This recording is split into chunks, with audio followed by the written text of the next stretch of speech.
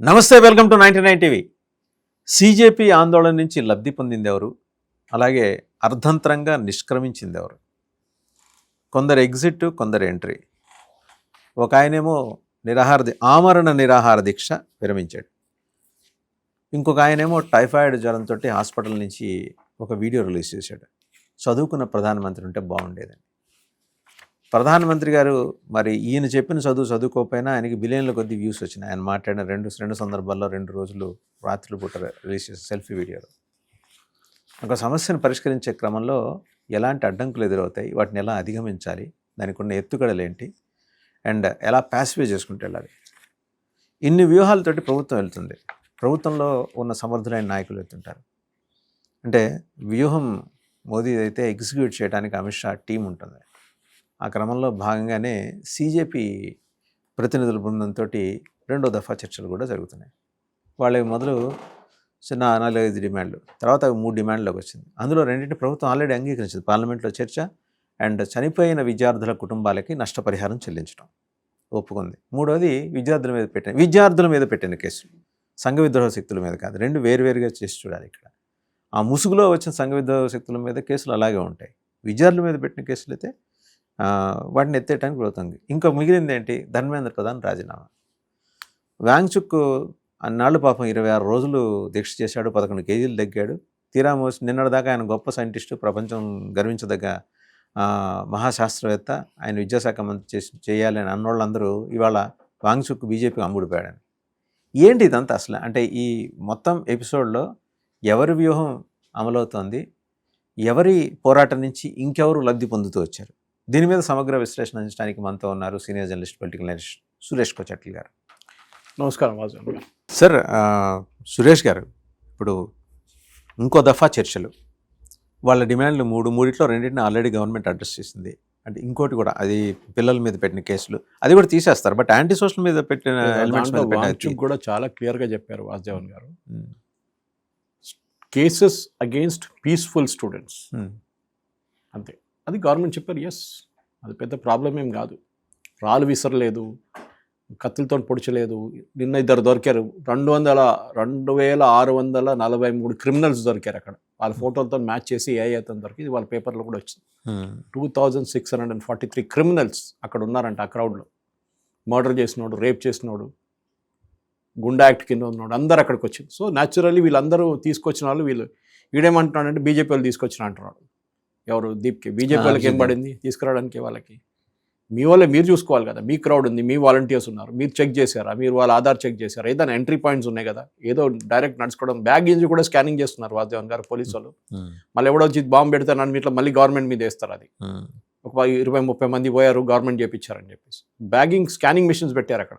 ఆలోచించండి, జంతర్ మంతర్లు దీనికి ముందు ఎప్పుడు లేకుండా ఇట్లా అరేంజ్మెంట్స్. ఎనీవే, ఇప్పుడు జరుగుతున్నది వీళ్ళకి తెలిసిపోయింది. వీళ్ళ పొజిషన్ వీక్ అయిపోయింది ఇప్పుడు చాలా మటుకు. ఈ షో చేయడం చాలా, మోదీ గారు ఒక ఇన్స్టాగ్రామ్లో వీడియో రిలీజ్ చేయగానే మీరు చూసారు, ఎంతమంది చూసారు? It was record show. దాని తర్వాత థ్యాంక్ యూ అని చెప్పి ఆయన పెట్టారు. ఇంకోటి I think it 191 million views. So ఇది సూపర్గా వెళ్ళింది. సో మీరు యూత్ ఐకాన్ అని చెప్పి మీరు అక్కడ కూర్చొని ఏం చేయలేదు. మీకు అందరికి తెలిసిందే that you are Aam Aadmi Party guy. Arvind Kejriwal మంచి, ఇది బీజేపీ చెప్పలేదు, ఇది డైరెక్ట్ కాంగ్రెస్ వాళ్ళు చెప్పిన మాట.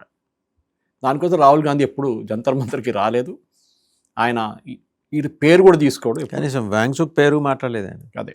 సో న్యాచురల్ ఇప్పుడు వాంగ్చుక్ వాళ్ళ వైఫ్ని వాళ్ళ పొద్దున స్టేట్మెంట్ ఇష్యూ చేస్తారు. నిన్న ఇష్యూ చేసింది వీళ్ళ పేపర్లో వచ్చింది. ఆమె ఏమంటుంది, వీళ్ళకి అస్సలు ఒక థ్యాంక్ఫుల్నెస్ కూడా లేదు. వీళ్ళ ఇదంతా మొదలైనప్పుడు అక్కడ ఎవరు లేకుండే, 20 మంది కూడా లేకుండే వాంగ్చుక్ ఫాస్ట్ చేయలేదాకా. వాంగ్చుక్ ఫాస్ట్ తర్వాత మనుషులు రావడం మొదలుపెట్టారు. పార్లమెంట్ సెషన్ స్టార్ట్ అయిన తర్వాత అందరూ వచ్చారు చాలామంది. కానీ ఇప్పుడు వీళ్ళందరూ కలిసి వాంగ్చుక్ బీజేపీ మంచి, వాంగ్చుక్ని అమ్మేసుకున్నాడు, వాంగ్చుక్ డబ్బులు తీసుకున్నాడు అని చెప్పి చేస్తున్నారు, ఎట్లాంటి మనుషులు మీరని చెప్పి ఆమె పెద్ద ఆరోపణ చేసింది. ఇండైరెక్ట్గా వీళ్ళ ఆమ్ ఆద్మీ పార్టీ మీద ఆరోపణ. అదే టైంలో ఈ దీప్కే, ఇప్పుడు మీరు చెప్పారు చూడండి, జాండీస్ టైఫాయిడ్ ఏదో వచ్చింది, వాడు కూడా వీడియో రిలీజ్ చేశాడు. మీరు దగ్గర కండిషన్స్ ఏంటి? నేను మొన్న కూడా చాలా మటుకు ఛానల్స్లో వెళ్ళినప్పుడు ఈ పొలిటిక్స్లో దిగలేదు నేను. ఆమ్ ఆద్మీ పార్టీ, బీజేపీ, కాంగ్రెస్, వీళ్ళు వాళ్ళు అంతా ఇదంతా పొలిటికలైజ్ అయిపోయింది. ఇప్పుడు moment is gone out. Problem ఏంటి, సొల్యూషన్ ఏంటి? ప్రాబ్లం ఈజ్ పేపర్లు లీక్ అయింది. ఏది? నీట్ పేపర్లు. మిగతా పేపర్ లీక్ కావట్లేదా? చాలా పేపర్ లీక్ అవుతుంది. పంజాబ్లో లీక్ అయింది. ఎడ్యుకేషన్ అనేది కన్కరెంట్ సబ్జెక్ట్, అంటే స్టేట్ సెంటర్ ఇద్దరికి రెండుకి వర్తిస్తుంది. రేపు 10th క్లాస్ పేపర్ తెలంగాణలో లీక్ అయింది, బోర్డు పేపర్. ఎవరు రెస్పాన్సిబుల్? మోదీ కాదు, state government responsible. 12th class paper సిబిఎస్ఈది లీక్ అయింది, ఎవరు రెస్పాన్సిబుల్? CBSE, central government. ఒక క్లారిటీ ఉంది ఇప్పుడు మీకు. ఇక్కడ Group 4 ఎగ్జామ్ జరిగింది, Group 4లో పేపర్ లీక్ అయింది, ఎవరు responsible? State government is responsible. పంజాబ్లో పేపర్ లీక్ అయింది మొన్న వారం ఉంది ఎగ్జామ్కి, అక్కడ గ్రూప్ ఎగ్జామ్. ఒక్క మాట మాట్లాడలేదు కేజ్రీవాల్, ఎవరు రాజీనామా లేదు, పంజాబ్ ముఖ్యమంత్రి మాట్లాడలేదు, ఎంక్వైరీ కూడా ఆర్డర్ చేయలేదు ఇప్పుడు దాకా. సరే, మనం పాలిటిక్స్లో దిగక్కర్లేదు, కానీ మనం అర్థం చేసుకోవాల్సిందంటే దీనికి సొల్యూషన్ తీసుకురావాలి. 2024లో పేపర్ లీక్ అయినప్పుడు గవర్నమెంట్ ఒక కమిషన్ పెట్టారు, మీకు మనందరూ తెలుసు, Radhakrishna commission, former ISRO chairman. I think it was 6-member commission. వాళ్ళు కొన్ని వాళ్ళు సలహాలు ఇచ్చారు, కొన్ని రికమెండేషన్స్. 1 ఈజ్ ఎన్టీఏని మొత్తం రీవ్యాంప్ చేయండి. ఎన్టీఏలో మీరు ఫుల్ టైమ్ ఎంప్లాయీస్ని పెట్టండి, లైక్ అ నార్మల్ మినిస్ట్రీ లాగానే. కొంతమంది టెంపరీ పెట్టండి, ప్రాబ్లం లేదు. కొంత యంగ్స్టర్స్ని తీసుకురండి, వాళ్ళు అర్థం చేసుకుంటారు. వాళ్ళకి యంగ్స్టర్స్కి ఎక్కువ దీంట్లో చదువుకున్నారు youngsters, and with good integrity, background check చాలా స్ట్రిక్ట్గా చేసి వాళ్ళు పెట్టాల్సి వస్తుంది.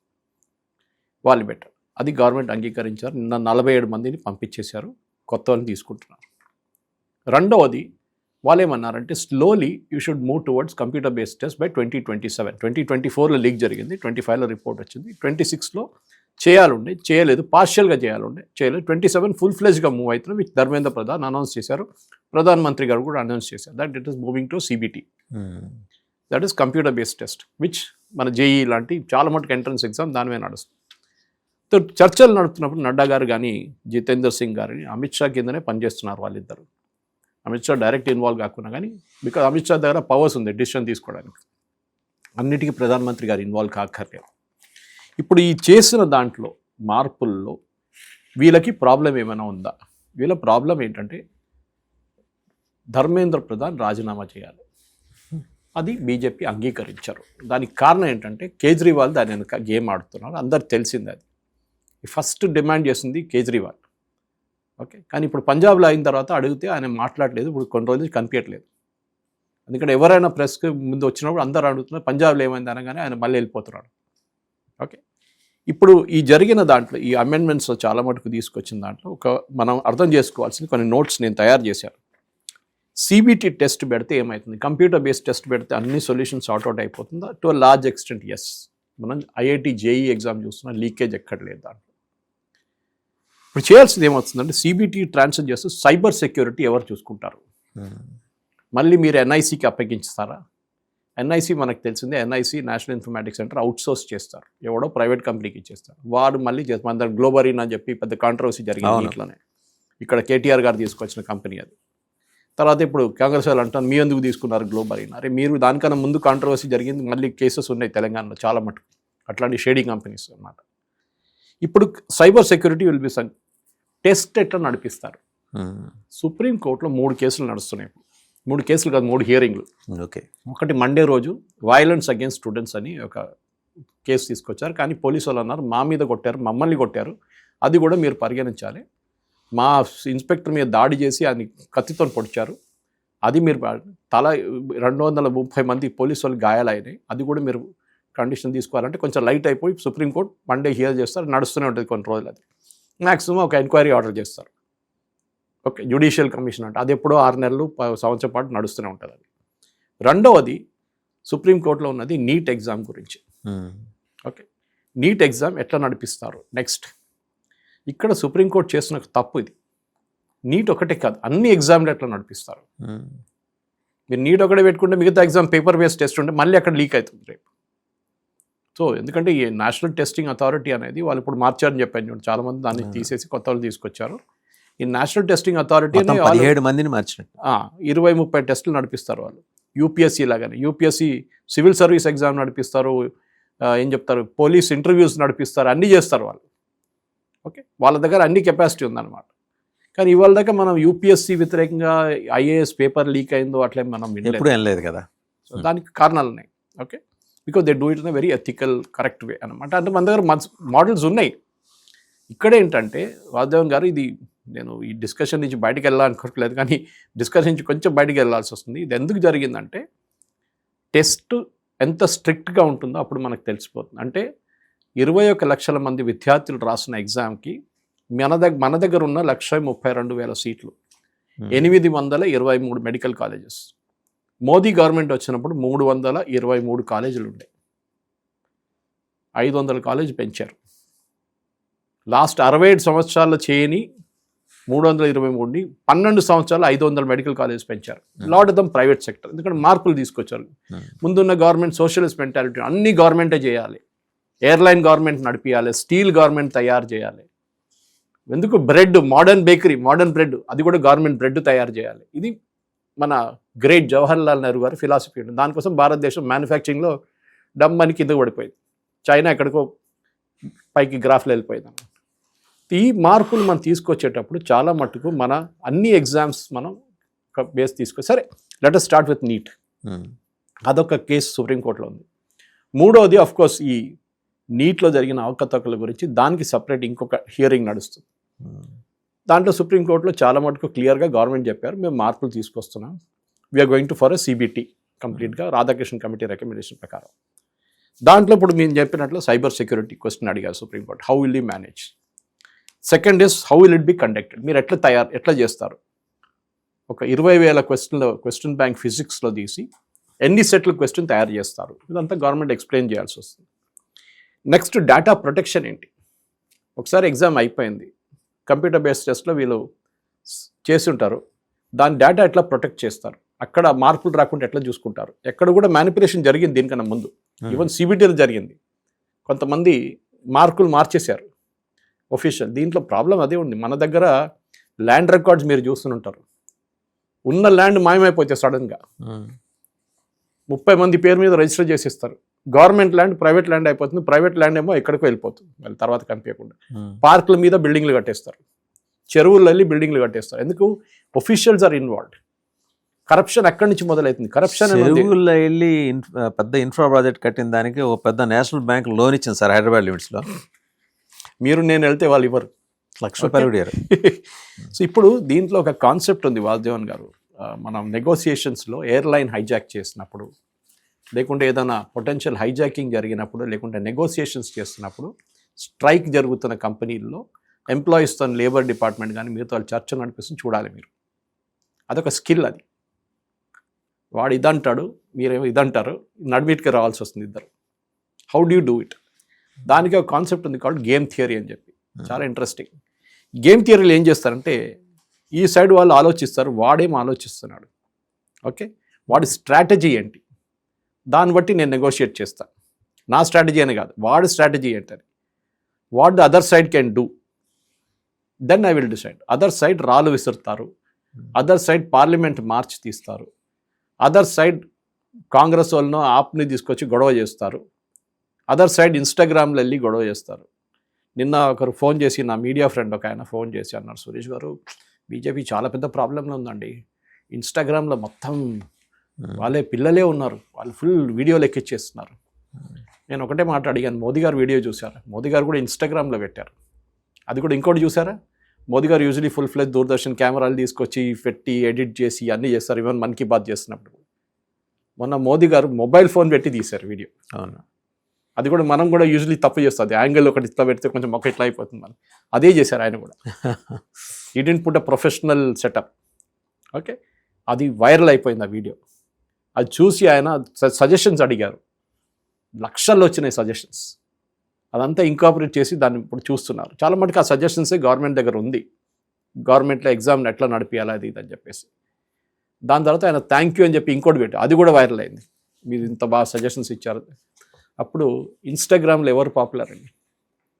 ఇన్స్టాగ్రామ్లో చాలామంది, ఒక అమ్మాయి ఇట్లా లారీ ఆపిందంట, అదే ట్రక్ ఆపిందంట, పోలీసు వాళ్ళది బస్సు ఆపినారంట బాంబేలో. తర్వాత చూస్తే అంటే ఆమె ఇన్ఫ్లుయెన్సర్, వ్యూస్ కోసం చేసింది ఆమె ముందున్న వీడియోలు చూస్తే తెలిసిపోతుంది, షీఈ్ ఆల్మోస్ట్ లైక్ మోడలింగ్ అట్లా చేస్తున్న మనిషి. ఇట్లాంటి చాలామంది ఉన్నారు. ఇన్స్టాగ్రామ్లో పెట్టడం అంత ఈజీ, చాలా ఈజీ. మనం ఇండియా, ఇరాన్ అమెరికా యుద్ధాలు చూసారు, సోషల్ మీడియాలో ఇరాన్ గెలిచారు, కానీ యుద్ధం అమెరికా గెలుస్తున్నారు అట్లీస్ట్ నౌ. ఇది మన అనమాట. సో గేమ్ థియరీ తీసుకొని గవర్నమెంట్ కూడా చాలా క్లియర్గా ఫస్ట్ వాంగ్చుక్ని సీన్ నుంచి తీసేశారు. ఓకే, ఫస్ట్ ఆయన యాజ్ పర్ లా ఇప్పుడు మిమ్మల్ని రేపు అరెస్ట్ చేస్తే మిమ్మల్ని గవర్నమెంట్ హాస్పిటల్ తీసుకెళ్తారు, మెడికల్ చెకప్ చేస్తారు, ఫస్ట్ బీపీ షుగర్ అన్నీ చెక్ చేస్తారు, ఒకసారి అంత బాగుందంటే హాస్పిటల్ పంపించేస్తారు, హాస్పిటల్ నుంచి లాకప్కి పంపించేస్తారు, జ్యుడిషియల్ రిమాండ్ లేకుంటే పోలీస్ రిమాండ్ పోలీస్ స్టేషన్కి పంపిస్తారు. దాని తర్వాత మీరు అడుగుతారు వెళ్ళి, సార్ నాకు ఈ హాస్పిటల్ సరిపోదు, నన్ను ఒక ప్రైవేట్ హాస్పిటల్ పెట్టండి, ఇదేంటి ఇక్కడ మొత్తం దోమలు ఉన్నాయి, అన్నీ ఉన్నాయి, ఇక్కడ నాకు సరిపోవట్లేదు, క్లీన్లెస్ బాగాలేదు, బాత్రూమ్లు బాగాలేదు అంటే జడ్జ్ అంటాడు, ఏం నువ్వు పెళ్ళికి వచ్చినావా, నువ్వేంటి పెద్ద విఐపి అనుకుంటున్నావా, అక్కడే ఉండే హాస్పిటల్ అంటాడు. కానీ ఈయనకి మెదాంతా వెళ్ళాలి ఉండే, అక్కడ 50,000 రూపాయలు బిల్లింగ్ పర్ డే అంగీకరించి, ఎవరు బిల్ కట్టారని అడగండి, అదంతా వాళ్ళు స్పాన్సర్స్ ఉన్నారు వాంగ్చుక్ దగ్గర. గవర్నమెంట్ ఏమన్నారు, ఫస్ట్ డే నో అన్నారు, సెకండ్ డే తుషార్ మేహతా గారు వెళ్ళినండి అంటారు, అక్కడే డీల్ మొదలైంది. ఈయన అక్కడ వెళ్ళినాక ఒక లెటర్ రిలీజ్ చేశారు, దాంట్లో ధర్మేంద్ర ప్రధాన్ రాజీనామా లేదు. అది చూడంగానే ఇక్కడ government may consider Dharmendra Pradhan resignation should step down అన్నాడు. ఫస్ట్ అది కూడా పోయింది సెకండ్ లెటర్లో. ఇక్కడేమో బీపీ పెరిగింది అందరిది, అప్పుడే డీల్ చేసుకున్నారు అది ఇదని. దాన్ని రాహుల్ గాంధీ వెళ్ళి 7 లోక్ కళ్యాణ్ మార్గ్లో ధర్నా చేయగానే అది పొలిటికల్ అయిపోయింది, అక్కడ కూడా పొలిటిక్స్ స్టార్ట్ అయింది. సమాజ్వాదీ పార్టీ వీళ్ళు మన ఆమ్ ఆద్మీ పార్టీ వాళ్ళు ట్వీట్ చేశారు, సంజయ్ సింగ్ ఇదేంటి డ్రామా చేస్తున్నాడు వీడు అది ఇది అని చెప్పి పెద్ద ఇది గొడవ నడిచింది. దాని నడిమిట్లో సమాజ్వాదీ పార్టీ దిగిండు. కాంగ్రెస్ ఎవరు గవర్నమెంట్తో నెగోషియేట్ చేయడానికి మేమేం ఇక్కడ పక్కన కూర్చొని తమాషా చూస్తున్నామని సమాజ్వాదీ పార్టీ కోపం వచ్చింది. ఇప్పుడు గవర్నమెంట్ చూస్తుంది, ఇది ఒక British policy, divide and rule అంటాం. మీరు ఒక ప్రాబ్లం ఉంటే దాన్ని డివైడ్ చేసేస్తే వీళ్ళొక పార్టీ నడిమిట్లో ఒకటి కూర్చుంటాడు, అదే జరుగుతుంది ఇప్పుడు. గవర్నమెంట్కి చాలా క్లియర్గా తెలుసు వీళ్ళ స్ట్రాటజీ ఏముండే, సీజేపీది ఈ పోరాటం ముందుకు తీసుకెళ్ళి కాంప్లికేట్ చేయడానికి ట్రై చేశారు. వీళ్ళు ఒక పొలిటికల్ పార్టీ సెటప్ చేయలేరు, because they are part of Aam Aadmi Party. కొత్త పొలిటికల్ పార్టీ కాదు కదా ఇది, కాదు. కాంగ్రెస్కి చాలా క్లియర్గా తెలుసు. దానికి కాంగ్రెస్ వాళ్ళ వైపు నుంచి ఎన్ఎస్యుఐ కానీ వాళ్ళ యూత్ వింగ్ ఎవ్వరు అక్కడ పార్టిసిపేట్ చేయలేదు. అక్కడ కమ్యూనిస్ట్ వాళ్ళు ఉన్నారు, ఎస్ఎఫ్ఐ ఉన్నారు, ఏఐడిఎస్ఏ ఉన్నారు, డివైఎఫ్ఐ ఉన్నారు, అది కాకుండా ఆమ్ ఆద్మీ పార్టీ వాళ్ళు ఉన్నారు, ఇంతే, ఇంకెవరు లేరు అక్కడ. ఇప్పుడు సీజేపీ ఏం చేస్తారు అనుకున్నా, మేము ఎక్స్పాండ్ చేసి మేము పెద్ద చేసి ఆల్ ఇండియా లెవెల్ వెళ్తామని. అది 3 రోజులు నడిచింది. మన దగ్గర కూడా ట్యాంక్ బండ్లో కొంతమంది వెళ్ళి నిలబడతారు ఫోటోల కోసం, వీడియోల కోసం. ఒకసారి ఆ వీడియోడు ఫోటోడు వెళ్ళిపోతే అంతే, ఛాయ్ తాగేసి లేకుంటే జ్యూస్ తాగేసి అందరు ఇంటికి వెళ్ళిపోతారు. ఓకే, ఇప్పుడు గవర్నమెంట్ ఏం చేస్తారు, ప్రెషర్ టాక్టిక్స్ చేస్తున్నారు. First round, second round, third round, fourth round, 5th రౌండ్కి వచ్చేదాకా టైర్డ్ అయిపోతారు, అలసిపోతారు. ఏదని చెప్పండి సార్, మేము వెళ్ళిపోతాం ఇంటికి, మాకు కొంచెం రెస్పెక్టబుల్ మమ్మల్ని పంపించండి ఒకసారి అంటారు. సరే 3 అంగీకరించాం కదా, ఇంటికి వెళ్ళాం, మేము ఇంకేదైనా అంబిగ్యూస్ స్టేట్మెంట్ ఇచ్చేస్తాం. Government will consider positively all aspects of demands of CJP in the right perspective over a period of time. The cabinet will discuss it అంట. ఏంటంటే ఏం లేదు, అంత వర్డ్స్ వాడుకున్నారు అంతే. ఇప్పుడు గవర్నమెంట్ ఆఫర్ చేశారు, మన అందరికి తెలిసిందే, ఇది ఆఫర్ మాది తీసుకోండి. ఓకే, చాలా క్లియర్గా exam reforms you can suggest, you cannot demand. అంతే కదండి. ఎందుకు, దానికి ఎక్స్పర్ట్స్ కమిటీ కూర్చుంటుంది. సుప్రీంకోర్టులో ఉంది కేసు, యూ కెనాట్ డిసైడ్. సుప్రీంకోర్టులో it is a quasi judicial matter, అక్కడ కేసు నడుస్తుంది. కంటెంప్ట్ ఆఫ్ కోర్ట్ అయింది బయట గవర్నమెంట్. ఇంకోటి పార్లమెంట్ సెషన్ నడుస్తుంది, గవర్నమెంట్ బయట అనౌన్స్మెంట్ చేయకూడదు, ముందు పార్లమెంట్లో చెప్పిన తర్వాతే. సెషన్ నడిచినప్పుడు పార్లమెంట్లోనే మాట్లాడాలి, స్టేట్స్లో ఏమో అసెంబ్లీలో మాట్లాడాలి. But because parliament is continuously disturb, నిన్న జితేంద్ర సింగ్ గారు స్టేట్మెంట్ ఇచ్చారు, నడ్డా గారు స్టేట్మెంట్ ఇచ్చారు, బికాస్ పార్లమెంట్ నడవట్లేదు. ఇప్పుడు జరుగుతుంది దానికంటే అంటే మనం అర్థం చేసుకోవాల్సి ఈ మార్పులు ఏమొస్తున్నాయి. మోదీ గారు అనౌన్స్ చేశారు మనం that what are the changes coming. Question paper leak అయితే ఏం చట్టాలు మార్చుతున్నారు, దాన్ని ఫైన్లు. ఒకటి ఇండివిజువల్ అఫెన్స్, ఒక ఇండివిజువల్గా చేస్తే క్వశ్చన్ పేపర్ అమ్మడమో లేకుంటే దాన్ని ట్రాన్స్మిట్ చేయడం చేస్తే 10 లక్షల రూపాయలు ఫైన్.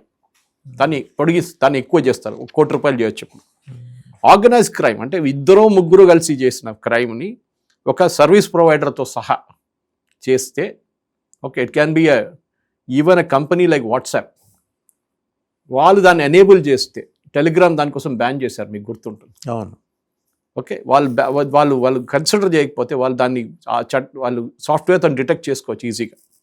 అది కాకుండా ఎవరైనా ప్రింటింగ్ ప్రెస్ వాడు, వీళ్ళు ఉంచుకున్న ప్రింటింగ్ ప్రెస్ వాడు చేస్తే వాడు కూడా దీంట్లో వస్తారు. Jail is 10 years and 10 crore fine. Fast track court పెట్టారు, మీకు తెలుసు. మన దగ్గర ఫాస్ట్ ట్రాక్ కోర్టుల ప్రాబ్లం ఏముందంటే వాసుదేవన్ గారు, నిర్భయ కేసులో చూసాం, దిశ కేసులో చూసాం, అక్కడ ఆంధ్రాలో కూడా ఒక కేసు ఉండే మన జగన్మోహన్ రెడ్డి గవర్నమెంట్ ఉన్న టైంలో ఫాస్ట్ ట్రాక్ ఒకటి. ఆ ఫాస్ట్ ట్రాక్ ఎక్కడ పోయిందో తెలియదు. అంత ఫస్ట్ జడ్జిమెంట్ వచ్చేస్తుంది, 15 రోజుల్లో శిక్షించి వాడికి ఉరి శిక్ష జడ్జిమెంట్ ఇస్తారు. వాడు జైలుకి వెళ్తాడు, అక్కడ వాడు మున్సిఫ్ కోర్టులో పెడతాడు. మున్సిఫ్ కోర్టులో 3 నెలలు తిరుగుతుంది కేసు. దాని తర్వాత అది డిస్ట్రిక్ట్ కోర్టుకి వెళ్తుంది, అక్కడ ఒక 2 సంవత్సరాలు తిరుగుతుంది. దాని తర్వాత వాడు అప్పీల్ చేసి హైకోర్టుకి వెళ్తాడు, అక్కడ ఒక 5 సంవత్సరాలు పడి ఉంటుంది. అక్కడి నుంచి వాడు సుప్రీంకోర్టుకి వెళ్తాడు, అక్కడ 15 సంవత్సరాలు పడి ఉంటుంది. కేసు మర్చిపోతారు. ఇప్పుడు దిశ కేసులో 3 చంపేశారు, ప్రాబ్లం లేదు. నిర్భయ కేసులో ఏం జరిగింది చెప్పండి? ఎంతమందికి పనిష్మెంట్ జరిగింది, ఎక్కడున్నారు వాళ్ళు, ఎవరు తెలియదు. ఎన్నో కేసులు ఉన్నాయి అట్లా ఫాస్ట్ ట్రాక్ కోర్ట్స్ అంట. ఇవాళ టైమ్స్ ఆఫ్ ఇండియాలో మంచి రిపోర్ట్ వచ్చింది, ఫాస్ట్ ట్రాక్ ఏం ఫాస్ట్ ట్రాక్ అని చెప్పి. Yes, government intention is correct, కానీ జ్యుడిషియరీ అది కాదు కదా. మన దగ్గర జ్యుడిషియరీ ఎట్లున్నారు, ల్యాండ్ గవర్నమెంట్ దగ్గర ఉన్న ల్యాండ్ గుంజుకున్న వాడికి ప్రొటెక్షన్ ఇస్తారు మన దగ్గర. ఆలోచించండి, అట్లాంటి జడ్జెస్ ఉన్నారు మన దగ్గర. గవర్నమెంట్ ల్యాండ్ గుంజుకున్న వాడికి ప్రొటెక్షన్ ఇస్తారు మన దగ్గర. చాలా కేసెస్ ఉన్నాయి అట్లాంటి. అండ్ నేను చెప్తున్నాను ఇప్పుడు కూడా, ఇది మన the biggest problem is our judiciary. Speed కానీ, తారీఖ్ పే తారీఖ్ కానీ, justice delayed is justice denied అనేది. డిలేడ్ ఒక్కటే కాదు, ఇదే మనుషులకి మళ్ళీ బెయిల్ ఇస్తారు కోర్టు. ఇప్పుడు అందరు చూస్తున్నారని చెప్పి ఇవ్వరు. ఒకసారి అటెన్షన్ డైవర్ట్ అయిందనుకోండి, వాడికి బెయిల్. ఏమని అంటే అంటాడు, bail is the rule not jail అంటారు, సుప్రీంకోర్టు చెప్పారు. ఇదొకటి. సో కోచింగ్ సెంటర్స్ మీద నిఘా, ఇది ఐఎమ్ రియలీ ఫర్ ఇట్. నేను ఎప్పటి నుంచి ఆర్గ్యూ చేస్తున్నాను, ఈ కోచింగ్ సెంటర్స్ మీద గవర్నమెంట్కి అబ్సల్యూట్ కంట్రోల్ ఉండాలి. ఈసారి లీక్ జరిగిన ఒక ప్లేసు లాతూర్, ఉస్మానాబాద్ దగ్గర, అక్కడ పెద్ద కోచింగ్ మాఫియా ఉంది ఒకటి. ఈ ఇయర్ అక్కడ అడ్మిషన్స్ 10% తగ్గిపోయింది. ఓకే, ఎందుకంటే అక్కడ ఉన్న వాళ్ళు అందరిని వేసుకున్నారు పోలీసు వాళ్ళు ఆ రేడ్లో, ఆ ఎగ్జామ్లో. ఎందుకంటే కోచింగ్ సెంటర్స్ ఏం చేస్తారు వాద్యం, నీకు కూడా తెలిసిందే. మన పిల్లలు చదువుకుంటున్నప్పుడు అందరూ, మన దగ్గర కొన్ని స్లేవ్ షాప్స్ ఉంది, పేర్లు తీసుకొని నేను, వాళ్ళు పేపర్లో ఫుల్ పేజ్ యాడ్లు ఇస్తారు. మాది ఫస్ట్ ర్యాంక్ నుంచి 800th ర్యాంక్ దాకా మా రేక్ వచ్చింది. మళ్ళీ ఇంకో పేపర్లో చూస్తే ఇంకోటి వేస్తాడు, లేదు మాది కూడా 1 నుంచి 800. ఇన్స్టిట్యూట్స్ మారుతాయి, ఫోటోలు అవే ఉంటాయి. వీళ్ళు ఏం చేస్తారు, సపోజ్ హైదరాబాద్లో 10,000 మంది వీళ్ళ అన్ని కాలేజెస్లో జాయిన్ చేస్తారు ఇంటర్మీడియట్ కోసం, 10th అంటే 11th and 12th కోసం. వీళ్ళు ఏం చేస్తారు, ఒక ఎగ్జామ్ కండక్ట్ చేస్తారు.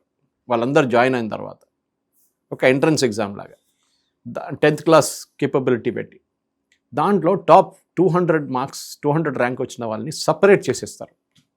వాడు ఎక్కడి నుంచి అని రానియండి, వాడిని అంటారు నువ్వు VIP క్యాండిడేట్, నువ్వు పక్కన ఉండు.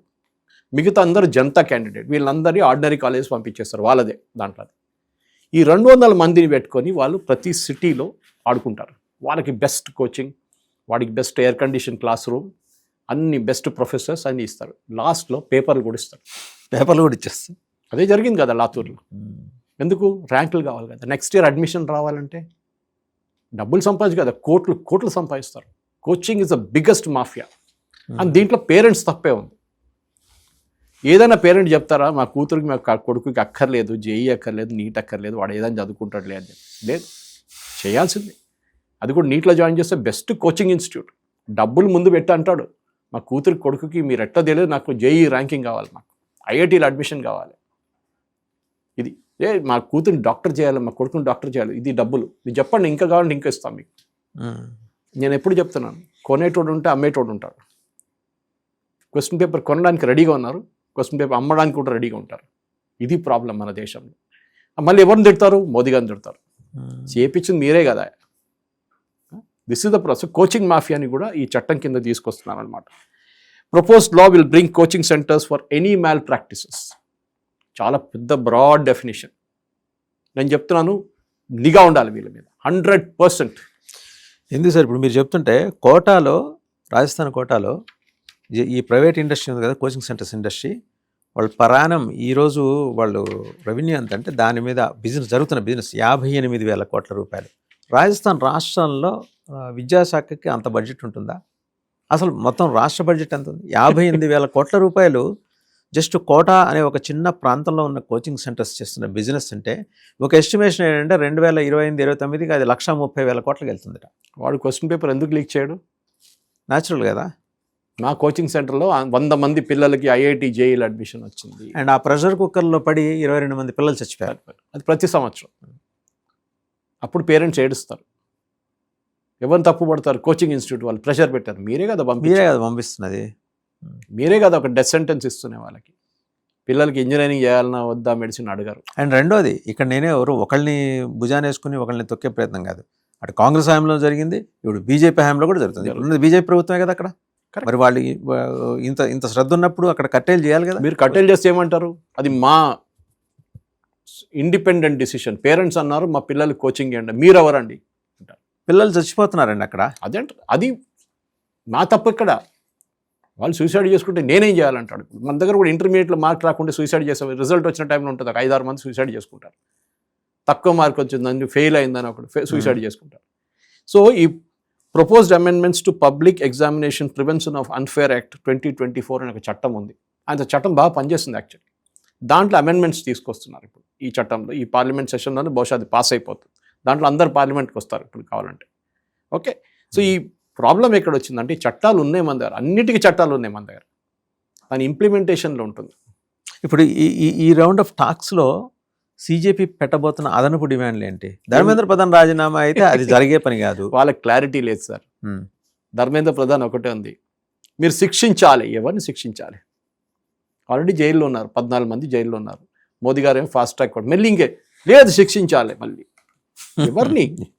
You give no solution. వీళ్ళకి సొల్యూషన్ లేదు. అందుకే it's a political movement, genuine student movement కాదు ఇది. ఇప్పుడు జరుగుతుంది. కొంతమంది ఫ్యాషనబుల్గా అక్కడ వచ్చి పోస్టులు పట్టుకున్నారు, వాళ్ళ ఫోటో తీయగానే 700 మొదలు పెట్టారు. మా ఫోటో తీశారు పోలీసు వాళ్ళు అని చెప్పారు. నువ్వు కదా సెల్ఫీ తీసి వీడియోలు వేస్తున్నావు, మోదీని తిడుతున్నావు, మోదీ గారు అమ్మగారిని తిడుతున్నావు, ఇండియన్ ఆర్మీని తిడుతున్నావు, పోలీసు వాళ్ళని కొడుతున్నావు. ఇదేనా స్టూడెంట్ పని? అండ్ ప్రైవేట్ పార్ట్స్ చూపించడం వీడియోలో. ఒక్కసారి మీ ఫోటో పోలీస్ రికార్డులో వచ్చిందంటే, దీనికన్నా ముందు కూడా చెప్పాను నేను, అంతే మీ కెరియర్ ఫినిష్డ్. ఒక్కసారి రికార్డ్. ఇప్పుడు గవర్నమెంట్ అంటారు we will not take any action, don't worry. వాళ్ళ రికార్డులో ఉంటుంది అది. మీరు ఏ రోజు పాస్పోర్ట్కి అప్లై చేస్తారో, ఏ రోజు ఇంటర్నేషనల్ స్టడీస్కి వెళ్తారో, అప్లికేషన్ పెడతారో, ఏ రోజు మీరు ఈవెన్ ప్రైవేట్ ఉద్యోగానికి వెళ్తారో మీ బ్యాక్గ్రౌండ్ చెక్ ఉంటుంది కదా. గవర్నమెంట్ చెప్పక్కర్లేదు, గవర్నమెంట్ డీటెయిల్డ్ ఇంటెలిజెన్స్ బ్యూరోతో చెప్పిస్తారు. ఏమవుతుంది అప్పుడు మీ సంగతి? పిల్లలు ఆలోచించట్లేదు. ఇప్పుడు ఏడుస్తున్నారు, మా ప్రైవసీ ఏమైంది? మీ ప్రైవసీ, మీరు వీడియో తీసుకొని వేసినప్పుడు ప్రైవసీ లేదా? అంతే. మీరు అక్కడ ఇందిరా పార్క్ దగ్గర కూర్చొని పోస్టర్లు పట్టుకొని స్మైల్ కొడుతున్నారు, అప్పుడు ప్రైవసీ లేదా? ఇది ప్రాబ్లం. ప్రైవసీ అనేది మీరు ఒకసారి రోడ్డు మీద దిగగానే సీసీటీవీలు ఉన్నాయి, ఎక్కడైనా కానీ అక్కడ ప్రైవసీ ఎక్కడ పోయింది అప్పుడు? ఇది ప్రాబ్లం. వాజవన్ గారు, solution, problem and solution. Problem is leakage, NEET, only focuses on NEET. ఎన్నో ఎగ్జామ్లు ఉన్నాయి, స్టేట్ గవర్నమెంట్ది, సెంట్రల్ గవర్నమెంట్ది. మీరు ఫస్ట్ ఒక ప్రాసెస్ పెట్టండి. ఆ ప్రాసెస్ ఆల్రెడీ నీట్లో డిఫైన్ అయిపోయింది. అదే డూప్లికేట్ చేయాలన్నా కాదు. కొన్ని ప్లేసెస్ పేపర్ బేస్డ్ టెస్ట్ ఉంటుంది, దాన్ని మార్చి కంప్యూటర్ బేస్డ్ చేయండి. మిజోరాంలో ఏం చేస్తారు? మిజోరాంలో కనెక్షన్ లేదు, అక్కడ పవర్ లేదు, అక్కడ మీరు ఎట్లా టెస్ట్ చేపిస్తారు? ఇది క్వశ్చన్. అట్లాంటి చాలా మటుకు క్వశ్చన్స్ రావచ్చు. డేటా సెక్యూరిటీ గురించి అడిగాను నేను. డేటా క్యాప్చర్ చేస్తుంది ఎట్లా పెడతారు, దాని సేఫ్టీ ఎట్లా ఇన్ష్యూర్ చేస్తారు, డిజిటల్ లాకర్ పెడతారు, డిజిటల్ లాక్ పెడతారా దానికి, ఇదన్నీ ఉంటుంది. సో సుప్రీంకోర్టులో నడుస్తుంది హియరింగ్ అంతా. దాని తర్వాత గవర్నమెంట్ ఆల్రెడీ చెప్పారు మేము చేస్తున్నాం. మోదీ గారు సజెషన్స్ అడిగారు, 1,00,000 సజెషన్స్ కానీ ఎక్కువ వచ్చినాయి. ఆ సజెషన్స్ అన్నీ చూస్తారు. దాంట్లో చాలా మటుకు 99%, 95% కామన్ సజెషన్స్ ఉంటాయి. కానీ మనం అర్థం చేసుకోవాల్సిందంటే ఇది ఒక పొలిటికల్ గేమ్గా మొదలైంది. లక్కీలీ ఏమైందంటే పొలిటికల్ గేమ్ కొలాప్స్ అయింది. ఇప్పుడు ఇద్దరు కొట్టుకుంటున్నారు. ఇప్పుడు ముగ్గురు గుర్తు. ఇప్పుడు సమాజ్వాదీ పార్టీ కూడా దుంకారు దాంట్లో. కాంగ్రెస్ వాడు ఎవడు, వానితో మీరు ఎట్లా చేస్తారు, మీరు ఎట్లా చేస్తారు కాంగ్రెస్ వాళ్ళు, సమాజ్వాదీ పార్టీ అడగదు. సమాజ్వాదీ పార్టీ ఆమ్ ఆద్మీ పార్టీని మీదంతా మీరే చేపిస్తున్నారు, అక్కడ మేము అక్కడికి రాము. దాని నడుమిట్లో సోనం వాంగ్చుక్ వాళ్ళ వైఫ్ లెటర్ రాయడం, వీళ్ళందరూ దొంగలు అని చెప్పేసి. అదే రైట్. థ్యాంక్ యూ సురేష్ గారు.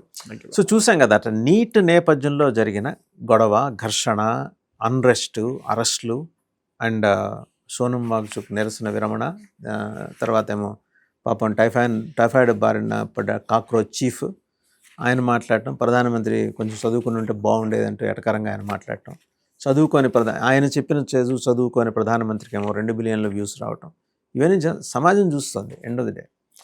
అండ్ కోచింగ్ సెంటర్ల రాజకాలు. సురేష్ గారు హైలైట్ చేసిన పాయింట్ ఇక్కడ ఇది. 58,000 కోట్ల రూపాయల బిజినెస్ ఏంటండి చదువు మీద? అది కూడా ఒక కోట అనే సెంటర్లో పరాయణం 2028కి అది 130,000 కోట్లకు చేరిపోతుంది. ప్రభుత్వాలు ఎవరున్నా ఇక్కడ నిష్పాక్షికంగానే చెప్పారు ఆయన, ఏదో బీజేపీకి అనుకూలం అనుకోవడానికి కాదు. కాంగ్రెస్ ప్రభుత్వంలో జరిగినాయి, ఇప్పుడు కూడా జరుగుతున్నాయి. ఇప్పుడు మరి పంజాబ్లో కాంగ్రెస్ ప్రభుత్వం, అక్కడ జరుగుతున్నాయి పేపర్ లీక్లు. తెలంగాణలో జరిగింది. కేటీఆర్ గారు వాళ్ళు డిమాండ్ చేస్తున్నారు, ఎవరు, ధర్మేంద్ర ప్రధాన్ రాజీనామా చేయాలని. మరి వారాహ్యంలో జరిగిన దానికి అప్పుడు ఎవరు రాజీనామా చేయలేదే, అప్పుడు ఆయన రాజీనామా చేయలేదు, ముఖ్యమంత్రి గారు రాజీనామా చేయలేదు. రాజీనామాలు కాదు సొల్యూషన్. దీనికి ఏంటంటే సంస్కరణ, రిఫార్మ్స్. దాని మీద మాట్లాడండి, దాని మీద చర్చ జరగాలి పార్లమెంట్లో. వీళ్ళెవరు అడిగినా అడగకపోయినా దాని మీద ఖచ్చితంగా జరగాలి. యాంటీ సోషల్ ఎలిమెంట్స్ 2647 మంది అనుకుంటా మీరు చెప్పింది సురేష్ గారు. ఇంతమంది ఎక్కడి నుంచి వచ్చేసారండి? వాళ్ళని అరెస్ట్ చేయకూడదా? సరే, విద్యార్థులు శాంతియుతంగా ప్రదర్శన చేశారు, వాళ్ళ మీద కేసులు పెట్టు, దానికి ఒప్పుకుంది గవర్నమెంట్. పార్లమెంట్లో చర్చకు ఒప్పుకుంది. అలాగే చనిపోయిన విద్యార్థుల కుటుంబాలకి నష్టపరిహారం ఒప్పుకుంది. ధర్మేంద్ర ప్రధాన్ రాజీనామా, ఓకే, అది కూడా చేయిస్తారు. రేపు క్యాబినెట్ రీషఫుల్లో ఆయనకి రైల్వేస్ ఇస్తారు. ఏం పీకుతారు అప్పుడు వచ్చి వీళ్ళు? సో ఈ ప్రాసెస్, చర్చల ప్రాసెస్ అంతా కూడా ఏంటంటే ఒక వ్యూహం ప్రకారం జరుగుతుంది. ప్రభుత్వం ఎప్పుడు ఇందాక సురేష్ గారు చెప్పినట్టు గేమ్ థియరీ ఫాలో అవుతుంది. ఆ ట్రాప్లో వీళ్ళు పడ్డారు, బొద్దింకలు పడ్డాయి. స్ప్రే కొట్టంగానే, ఇటు స్ప్రే కొట్టంగానే బొద్దింకలు గిలగిలా కొట్టుకుని ఓ మూలకి వెళ్ళి చచ్చిపడిపోతాయి కదా, అలాగా వీళ్ళేంటి ఆ ట్రాప్లో పడ్డారు. చివరికి డైల్యూట్ అయిపోయి ఓ మూల వెళ్ళి కూర్చుంటారు. సోనం వాంగ్చుక్ ఆయనకి ఏదో లడకలో కౌన్సిల్ పదవి ఏదో ఇస్తారని ప్రశాంతంగా అక్కడ ఆయన శేష జీవితం గడుపుతాడు. ఎవరు మధ్యలో వీళ్ళని అడ్డం పెట్టుకుని అడ్వాంటేజ్ పొందుదాం అనుకున్న చీపురు party, Kejriwal party, Arvind Kejriwal party, and Arvind Kejriwal party చేసిన ఈ మొత్తం వ్యవహారాన్ని హైజాక్ చేయాలనుకుంటున్నారు రాహుల్ గాంధీ. వీళ్ళు ఎక్స్పోజ్ అయ్యారు. సమాజ్వాదీ పార్టీ కూడా జతగలిపింది. ఓవరాల్గా ఏంటంటే పిల్లల సమస్యని ఒక పొలిటికల్ డ్రామాగా వీళ్ళు తీర్చిదిద్దారు ఈ 4 పార్టీలు కూడా. బట్ కొంత విజ్డమ్ తోటి ఆలోచిస్తున్న ప్రజానీకం అయితే మొత్తం గమనించింది. రేపు పొద్దున ఎవరికి ఏ స్థాయిలో ఎంతవరకు బుద్ధి చెప్పాలో అంతవరకు బుద్ధి చెప్తారు.